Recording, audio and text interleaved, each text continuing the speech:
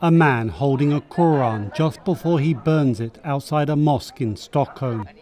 It's the latest obstacle in Sweden's bid to join NATO.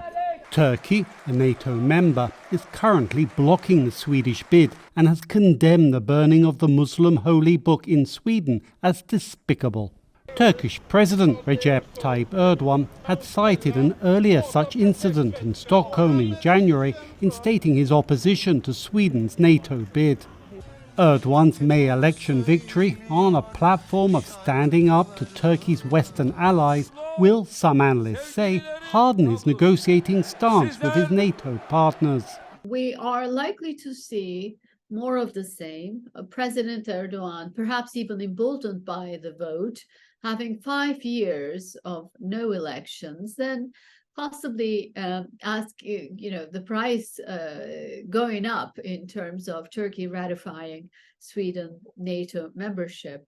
Erdogan already opposes Sweden's membership because he accuses Sweden of supporting Kurdish separatists with the PKK, a group designated by both the United States and the European Union as a terrorist organization.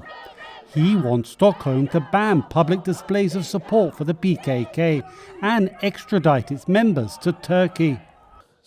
Tuesday, Swedish Foreign Minister Tobias Billström said his government has met Ankara's security demands. Analysts say Washington is key to resolving the matter. Turkey wants the US to approve the sale of American F-16 fighter jets and modernization kits to renew its fleet, and that gives Washington leverage. At the end of the day, probably there will be a common understanding that America will provide F-16 modernization process as well as new F-16s. And Turkey, I do not think that Turkey will be willing to stop the NATO's enlargement process.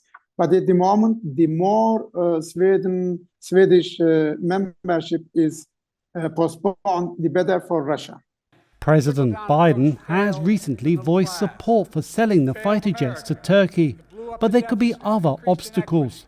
Analysts say Erdogan could also be looking for an invitation to Washington as a price for lifting his veto on Sweden's NATO membership bid.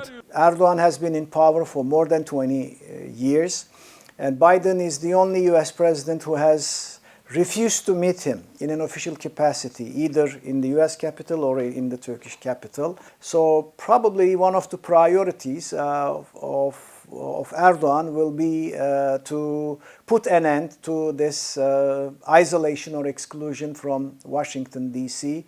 Analysts say the upcoming NATO summit may give the US and Turkish leaders an opportunity to put their differences aside and reach a deal to get Sweden admitted to NATO, and Erdogan an invitation to Washington. Dorian Jones of VOA News, Istanbul.